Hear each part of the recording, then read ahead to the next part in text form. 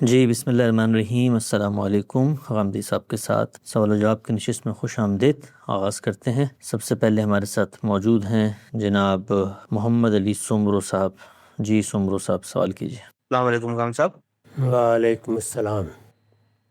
غام صاحب میں ایک سلسلے میں ایک ٹاپک کے تحت ایک کچھ اپنی ریسرچ کر رہا تھا، تو اس میں کچھ سوالات تھے۔ میرا یہ ذہن یہی ہے کہ بس آپ سے ہر نشست میں جس میں موقع ملا میں کچھ کر کے آپ سے پوچھوں گا۔ میرا ابھی کے لیے آپ سے سوال یہ تھا کہ حرمت المصارعہ کے باب میں جہاں قرآن یہ کہتا ہے کہ ربیبہ کے حکم میں کہ اللاتی دخلتم بہنہ، تو یہ جو الفاظ ہے اللاتی دخلتم بہنہ، اس کا کیا مراد ہے؟ اس میں کچھ تھوڑا سا میں نے کہیں اختلاف پڑھا تھا، تو بس میں آپ سے کیونکہ ادھر فیملی ہوتی ہیں تو اس میں ڈھکے جھکے الفاظ میں جیسے یوسف وہ اس عمل وطی کو کہا جاتا ہے، یا اس سے پچھلے لمس مس کے جو مراحل یا نظر کے مراحل وہ بھی اس میں شامل ہیں، یا وہ صرف ایک عمل وطی کو کہا جاتا ہے؟ نہیں، ظاہر ہے کہ یہاں تو پوری بات ہی بیان ہوئی ہے، جس کو آپ عمل وطی سے تعبیر کر رہے ہیں، پوری بات ہی بیان ہوئی ہے، اور پوری بات ہی پر اتنے بڑے فیصلے کی بنیاد رکھنی چاہیے کہ حرمت واقع ہو گئی ہے۔ اس کے مقدمات میں سے کوئی چیز اگر ہوئی بھی ہے تو اس کو نظر انداز کر دینا چاہیے، تاہم اگر کوئی کراہت محسوس ہوتی ہو تو لازم نہیں کیا گیا۔ ایسے موقعوں پر آدمی اپنے ذوق کے لحاظ سے فیصلہ کر سکتا۔ جی واضح ہے، آگے بڑھاتے ہیں۔ محمد مزمل صاحب سوال کیجیے گا۔ مزمل صاحب۔ السلام علیکم سر۔ وعلیکم السلام۔ سر جی، میرا تعلق بلوچستان کے قبائلی معاشرے سے ہے۔ یہاں اگر کوئی شخص نہایت ادب اور شائستگی کے ساتھ بھی حق کو سچ بات کرے اور حق کو سچ بات کی تلقین کرے، تب بھی لوگ برا مان جاتے ہیں۔ حتیٰ کہ اپنے ہی والدین اور قریبی رشتہ دار بھی یہ کہتے ہیں کہ تمہاری فلاں بات نے ہمارا دل دکھایا ہے، ہمارے دل سے تمہارے لیے آہ نکلے گی اور ہم تمہیں ہرگز معاف نہیں کریں گے، جبکہ قرآن ہمیں ہر حال میں حق بات کرنے کی تلقین کرتا ہے۔ میرا سوال یہ ہے کہ اگر سچ اور حق بات کرنے کی وجہ سے کسی کا دل دکھ جائے اور وہ ناراضگی اختیار کرے، تو کیا روز محشر اس پر مجھ سے مواخذہ ہوگا؟ اطمینان رکھیے، آپ حق کہیے، سچی بات بیان کیجیے، اس کا حکم اللہ نے دیا ہے۔ ہمارے دین میں ایمان کے جو تقاضے بیان ہوئے ہیں ان میں ایک بڑا تقاضا قیام بالقسط ہے۔ اس کو سورہ نساء میں بھی بیان کیا ہے اور سورہ مائدہ میں بھی۔ نساء میں اس میں اعزا، اقربا، والدین، بلکہ خود اپنے خلاف کے الفاظ ہیں، یعنی خواہ کوئی چیز میری اپنی ذات کے خلاف ہے، میرے والدین کے خلاف ہے، میرے اعزا اقربا کے خلاف ہے، میرے مفادات کے خلاف ہے، اس میں بھی اللہ تعالیٰ کہتے ہیں کہ ایک بندہ مومن کو سچائی پر قائم بھی رہنا چاہیے اور اللہ کے لیے اس کی گواہی بھی دینی چاہیے۔ اور سورہ مائدہ میں اس کو دوسروں سے متعلق بیان کیا ہے، یعنی اگر کسی کی دشمنی ہے تو دشمن کی دشمنی بھی اس پر آمادہ نہ کرے کہ ہم سچی بات نہ کہیں یا سچ کی گواہی نہ دیں۔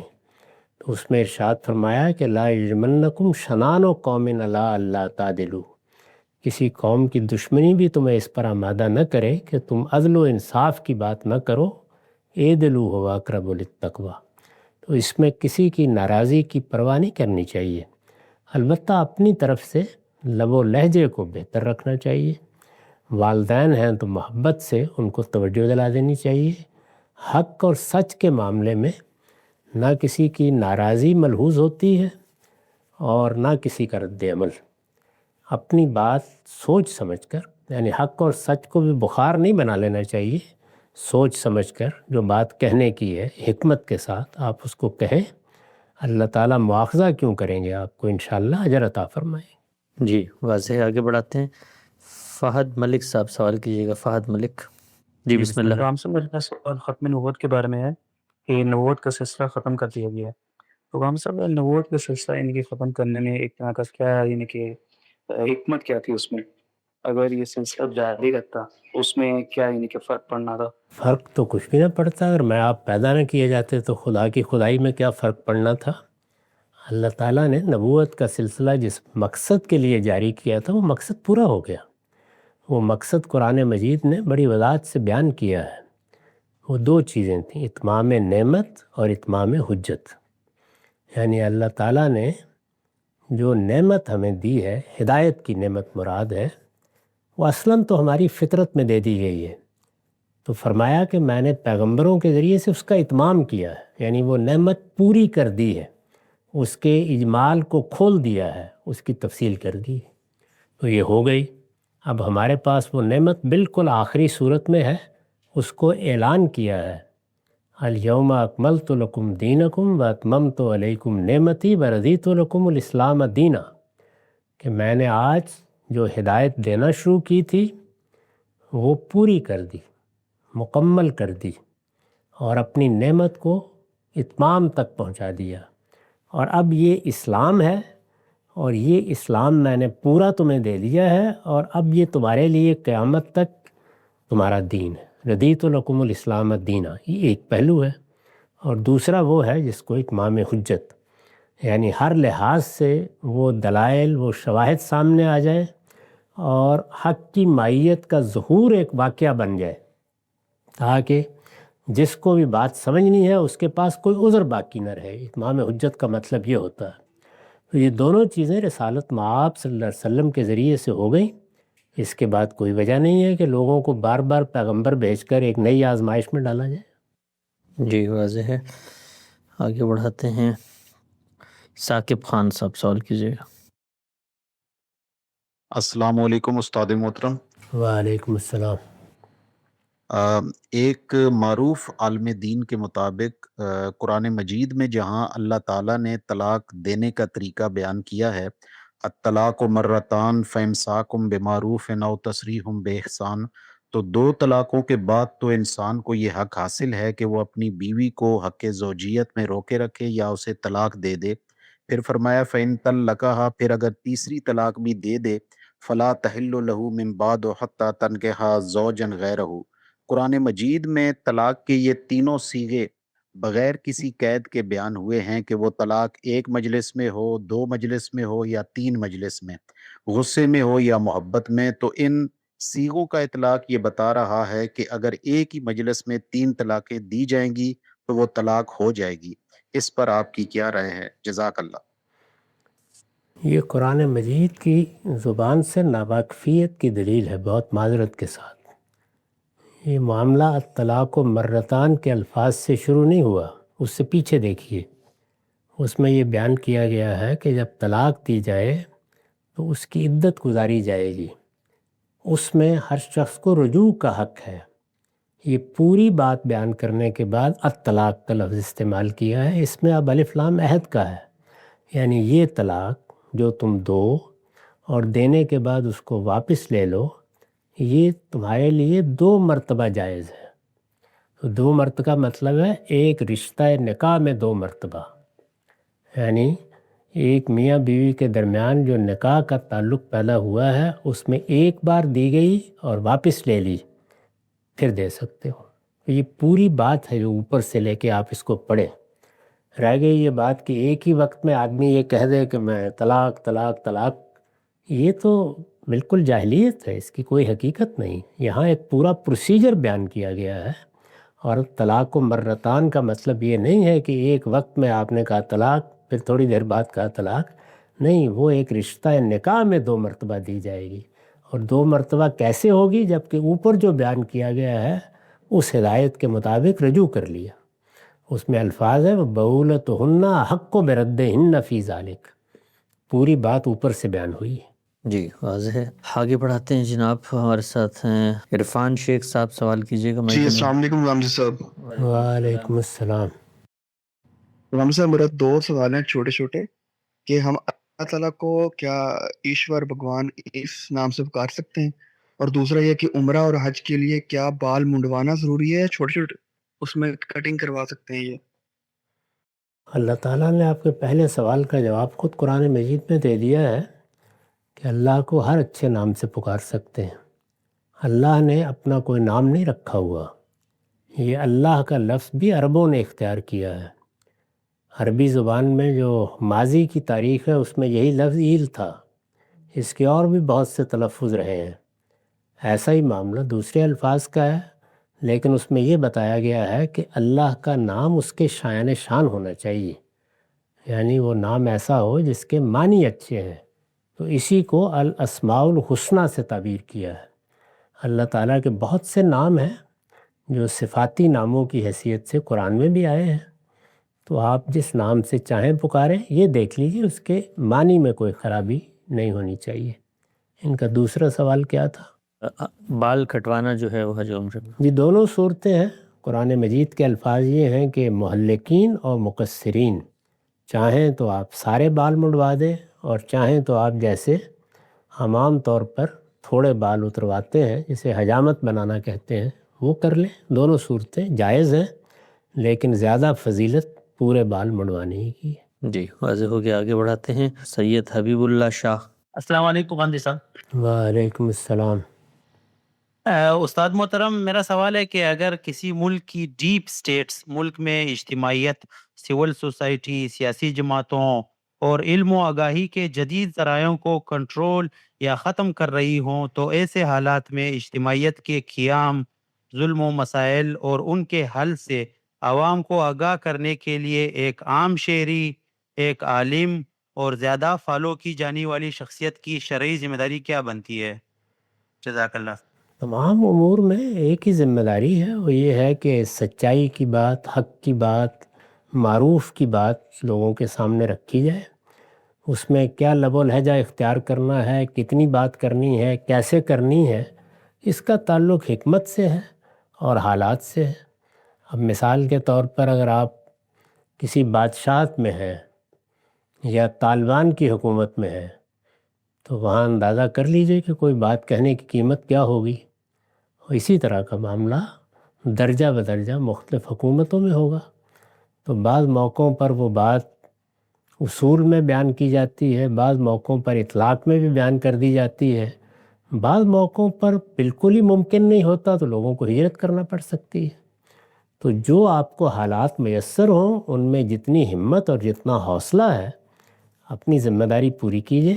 اللہ تعالیٰ نے اپنے دین کی ذمہ داریوں کے بارے میں ایک اصول بیان کر دیا ہے کہ لا یکلف اللہ نفسا الا وسعها، جس کی جتنی ہمت، استطاعت اور حالات ہیں اللہ اتنی ذمہ داری اس پر ڈالتا ہے۔ جی واضح ہے۔ منصور احمد صاحب سوال کیجیے گا۔ منصور صاحب۔ السلام علیکم غامدی صاحب۔ وعلیکم السلام۔ پچھلے ہفتے آپ سے انجینئر محمد علی مرزا کے بارے میں سوال ہوا تھا کہ وہ ایک نعرہ لگاتے ہیں کہ میرے نبی سا ہے ہی کوئی نہیں اور تیرے بابے تیرے ہی کوئی نہیں۔ جس پہ وہ ایکسپلین کرتے ہیں کہ میں دراصل کہہ رہا ہوتا ہوں کہ جب دلیل یا نص یا کوئی بھی یعنی دلائل رسول اللہ صلی اللہ علیہ وسلم سے منسوب ہوں اور اس کے مقابلے میں بابوں سے باتیں نقل کی جائیں تو اس کو اصل میں میرا نگیٹ کرنے کا مطلب ہوتا ہے۔ تو ان کی اس ایکسپلینیشن کے بعد ان کا یہ نعرہ کیا جسٹیفائی نہیں ہو جاتا؟ یہ بات کا صحیح ہونا اور غلط ہونا یہ اتنا زیر بحث نہیں ہوتا۔ میں نے عرض کیا تھا کہ میں ان سے بڑی محبت کرتا ہوں، وہ اپنی طرف سے مخلصانہ طور پر دین کی تبلیغ اور دعوت کا کام کر رہے ہیں، لوگوں کو تعلیم دے رہے ہیں۔ میرے اور ان کے منہاج میں بہت فرق ہے۔ ان کا منہاج سلفی منہاج ہے۔ سلفی منہاج اطاعت محض کا منہاج ہوتا ہے، وہ فقہ و تدبر کا منہاج نہیں ہوتا۔ اس میں وہ اپنی بات اپنے طریقے سے بیان کرتے ہیں، اس میں لوگوں کی بہت کچھ اصلاح بھی ہوتی ہے اور ہوئی ہے۔ اسلوب کیا ہو، بات کیسے کہی جائے، ایک صحیح بات کو بیان کرنے کا انداز کیا ہو، اس میں ظاہر ہے کہ میرا زاویہ نظر بہت مختلف ہے، افتاد طبع بھی بہت مختلف ہے۔ تو میں نے عرض کیا تھا کہ میں اپنے لحاظ سے ان کی خدمت میں بھی عرض کرتا رہتا ہوں کہ وہ اس کو بہتر کر لیں، لیکن اس کو ماننا نہ ماننا ان کا کام ہے۔ اصل بات جو وہ کہہ رہے ہیں اس کو اگر اس کی روح میں اتر کے دیکھا جائے تو اس پر تو کوئی اعتراض نہیں۔ جی واضح۔ ناظر احمد بٹ صاحب سوال کیجیے۔ السلام علیکم سر۔ وعلیکم السلام۔ سر یہ سوال تھا کہ جو عربی معلّہ ہے وہ ہم تک اسی خاص علمی روایت کے اجماع اور تواتر سے آئی ہے جس خاص روایت سے ہمیں احادیث مبارک ملتے ہیں، تو استاد اگر وہ ایک قطعی سورس بنتا ہے فکر فراہی میں تو احادیث کیوں ایک ضمنی ماخذ بن جاتا ہے؟ اور استاد دوسرا یہ سوال ہے کہ اگر کوئی دین اسلام سیکھنا چاہے تو وہ کرنٹلی تین ہی راستے ہیں، ایک تو درس نظامی ہے، دوسرا یونیورسٹی ہے اور تیسرا سیلف اسٹڈی ہے، تو ان تینوں میں سے بہتر کون ہے اور اگر کوئی چوتھا بھی ہے تو اس کی طرف رہنمائی فرما دیجیے۔ تعلیم کے معاملے میں سب سے اچھی چیز تو یہی ہوتی ہے کہ آپ مختلف علوم و فنون کے ماہرین سے چیزیں سیکھیں۔ سیلف اسٹڈی میں بہت سی خامیاں رہ جاتی ہیں۔ کوشش یہی کرنی چاہیے کہ آپ خود بھی پڑھیں لیکن کسی اچھے استاد سے ضرور استفادہ کریں۔ اب اس استفادے کی کئی صورتیں ہو سکتی ہیں۔ آپ کسی مدرسے میں داخل ہو گئے، آپ نے جا کے انفرادی طور پر فائدہ اٹھا لیا، تو یہ مختلف طریقے ہمیشہ سے رہے ہیں، ان میں سے کسی خاص طریقے پر اصرار نہیں کرنا چاہیے۔ انسان کے احوال کے لحاظ سے جو طریقہ بہتر ہو، یہ ہمارے ہاں جو دینی مدارس اب بنے ہیں پچھلے 100-200 سال سے، یہ پہلے نہیں ہوتے تھے۔ لوگ گھروں سے نکلتے تھے اور مختلف اساتذہ کے پاس جا کے کسی سے کوئی ایک فن پڑھ لیا، کسی سے کوئی دوسرا فن پڑھ لیا۔ یہ طریقے رہے ہیں، اس طرح کے طریقے اب بھی آپ اختیار کر سکتے ہیں۔ باقاعدہ مدرسے، ان کی ایک ڈگری آپ کو ملے، آپ کے پاس کوئی سند ہو، تو یہ تو در حقیقت ملازمت اور پھر سوسائٹی میں اپنی حیثیت منوانے کے طریقے ہیں۔ علم کے لیے ضروری نہیں۔ آپ کے جو بڑے ائمہ ہیں، امام ابو حنیفہ، شافعی، مالک، وہ ان میں سے کسی مدرسے کے بھی سند یافتہ نہیں تھے۔ انہوں نے اسی طریقے سے پڑھا تھا جیسے علماء سے آپ سیکھتے ہیں، آپ پڑھتے ہیں۔ جو پہلی بات آپ نے فرمائی وہ صحیح نہیں ہے۔ زبان بھی اسی طریقے سے منتقل ہوئی ہے جس کا آپ نے حوالہ دیا، یعنی اس کا ایک بڑا حصہ اجماع اور تواتر سے منتقل ہوتا ہے، اس میں بھی آحاد ہوتے ہیں۔ تو اجماع اور تواتر سے جو حصہ منتقل ہوتا ہے وہ قطعی ہوتا ہے، جو آحاد سے منتقل ہوتا ہے وہ ظنی ہوتا ہے، اور اس کو متواترات کے تحت رکھ کر مانا جاتا ہے۔ یہی معاملہ روایات کا ہے۔ تو روایات آحاد ہیں اور اس میں مدرسہ فراہی نے کوئی نئی بات نہیں کہی۔ مسلمانوں کے پورے علم میں ایک آدھ استثناء کے ساتھ سب لوگ یہی مانتے ہیں کہ آحاد سے جو علم حاصل ہوتا ہے وہ ظن غالب کے درجے کا ہوتا ہے۔ جی واضح ہے۔ عافیہ خان سوال کیجیے گا۔ عافیہ السلام علیکم ورحمۃ اللہ۔ وعلیکم السلام۔ اصحاب سبت پر جو عذاب آیا کیا وہ بھی تمام حجت کے قانون کے تحت تھا، اور کیا اس وقت اس قوم میں پیغمبر موجود تھے جو ہجرت کر گئے؟ جزاک اللہ خیر۔ میری کتاب مقامات میں ایک مضمون ہے خدا کے فیصلے، اس کو آپ کسی وقت پڑھ لیجئے، اردو انگریزی دونوں میں ہے۔ تو اللہ تعالیٰ کے دو فیصلے ہیں، ان کو میں نے وہاں بیان کیا ہے۔ ایک اتمام حجت کے نتیجے میں فیصلہ جو قوموں کے لیے صادر ہوتا ہے، اور ایک اللہ کی منتخب قوم کے بارے میں فیصلہ۔ وہ فیصلہ بنی اسرائیل اور بنی اسماعیل کے بارے میں ہے۔ تو بنی اسرائیل کی جب ہم تاریخ پڑھتے ہیں تو اس میں اللہ کا یہ دوسرا فیصلہ زیر بحث ہوتا ہے۔ اسی فیصلے کے تحت اللہ تعالیٰ نے بیان کیا ہے کہ میں نے بنی اسرائیل کے بارے میں اب یہ طے کر دیا ہے کہ قیامت تک ان کو مہلت ملے گی، وہ پھلیں پھولیں گے، پھر ان پر عذاب مسلط کر دیا جائے گا۔ ایسے لوگ ہوں گے یسومونہم سوء العذاب، سورہ اعراف میں بیان کیا، اور یہ اس صراحت کے ساتھ کہا ہے کہ الی یوم القیامہ، قیامت تک یہی معاملہ رہے گا۔ اسی طرح سے دوسری بات بھی بیان کر دی ہے کہ حضرت مسیح کے ماننے والوں کو ان پر قیامت تک غلبہ حاصل رہے گا۔ وہاں پر بھی قیامت تک کی صراحت ہے، جاعل الذین اتبعوک فوق الذین کفروا الی یوم القیامہ۔ تو یہ بنی اسرائیل اور بنی اسماعیل یعنی خدا کی منتخب قوم کے بارے میں اللہ کا خصوصی قانون ہے، اس کا اتمام حجت سے تعلق نہیں ہے۔ جی واضح ہے۔ سعد علی صاحب آپ سوال کیجیے۔ سعد علی۔ السلام علیکم غامدی صاحب۔ وعلیکم السلام۔ غامدی صاحب، قرآن شریف میں اللہ تعالیٰ فرماتے ہیں، جس کا مفہوم ہے، اگر میں غلط نہیں ہوں، کہ اگر آپ اللہ تعالیٰ کی طرف بڑھتے ہیں یا آپ عبادت کرتے ہیں تو اللہ تعالیٰ آپ کو اپنے قریب کر لیتا ہے۔ غالباً سورہ عنکبوت کے اندر میں نے شاید پڑھا تھا۔ میرا سوال یہ ہے کہ بہت سارے لوگ ہیں، میں اپنی اگزامپل دوں تو قرآن کو ترجمے سے بھی پڑھ رہے ہیں اور عبادت بھی کر رہے ہیں، کئی سالوں سے کوشش کر رہے ہیں۔ ہاں، قرآن ترجمے سے پڑھنے کی وجہ سے یہ ضرور ہوا ہے کہ ایک مثبت تبدیلی آئی ہے زندگی میں دین کو لے کے، لیکن دل کا جو سکون ہے، جو اللہ تعالیٰ کہہ رہے ہیں کہ آپ کو اپنے قریب کر لیں گے، وہ تو بالکل غائب ہے۔ میں دیکھتا ہوں کہ سکون صرف ان لوگوں کو حاصل ہے جو کہ سارٹ آف زیادہ غور و فکر نہیں کرتے، ایگنورینس میں رہتے ہیں، وہ خوش ہیں۔ تو کیا دین پہ سوچ و بچار کرنے کی وجہ سے یا عمل کرنے کی وجہ سے نتیجہ یہ نکلے گا کہ ساری زندگی ایک ذہنی کشمکش اور دل میں ایک امید و بیم کی کیفیت رہے گی کہ یار پتہ نہیں میرا کیا بنے گا، کیا ہوگا آخرت میں؟ شکریہ۔ دیکھیے بات یہ ہے کہ علم جب آپ کسی چیز کا حاصل کرتے ہیں تو پھر آپ کا اطمینان بھی عقلی اطمینان ہوتا ہے، ایک غفلت کا اطمینان ہے۔ آپ نے جو مقابل میں مثال دی ہے یہ غفلت کے اطمینان کی مثال ہے، یعنی آدمی نے اگر اپنے آپ کو بھی فراموش کر دیا اور گرد و پیش کو بھی فراموش کر دیا تو پھر اطمینان ہی اطمینان ہے۔ اگر آدمی زندہ اور بیدار ہے تو وہ سوچے گا اور کرے گا، چیزوں کو سمجھے گا، اور یہ صرف مذہب کے معاملے میں نہیں بلکہ ہر علم میں ایسا ہی ہوتا ہے۔ وہ لوگ جو سائنس میں تحقیق کرتے ہیں وہ بھی ایک طرح کا علمی اضطراب ہے جس سے گزر رہے ہوتے ہیں۔ اسی طرح دوسرے فنون کا معاملہ ہے، ان میں بھی آپ سیکھتے ہیں، پھر کوئی کمزوری سامنے آتی ہے، پھر کوئی نئی رائے سامنے آ جاتی ہے، تو اس کو آپ عدم اطمینان سے کیوں تعبیر کرتے ہیں؟ یہ تجسس کے بعد اس راہ کے مسافر کے احوال ہیں، ان احوال کا لطف اٹھائیے، ان سے حظ اٹھانا چاہیے۔ میرے جلیل القدر استاد یہ فرمایا کرتے تھے کہ جس وقت کوئی مشکل سامنے آ جاتی ہے، قرآن مجید کی تفسیر کے دوران میں جب گاؤں میں مقیم تھے تو بارہ کہتے تھے جب مشکل کوئی سامنے آ جاتی ہے تو میں اللہ کا شکر ادا کر کے قلم رکھ کے اٹھ جاتا ہوں کہ اب کوئی بڑی حقیقت منکشف ہوگی۔ تو اس لیے ایک سچے طالب علم کو اس عدم اطمینان کو حظ میں بدل لینا چاہیے۔ جی بہت خوب۔ سروت جبین صاحبہ اگر مائک آپ کا ٹھیک ہے تو انمیوٹ کر کے سوال کیجیے۔ جی السلام علیکم، میرا سوال ہے کہ کیا حق تلفی کو ظلم کہا جا سکتا ہے، اور اگر حق تلفی ہو تو اس کو معاف کر دینا احسان کے زمرے میں آئے گا، یا یہ ریکمینڈڈ ہے یا باؤنڈ ہے انسان؟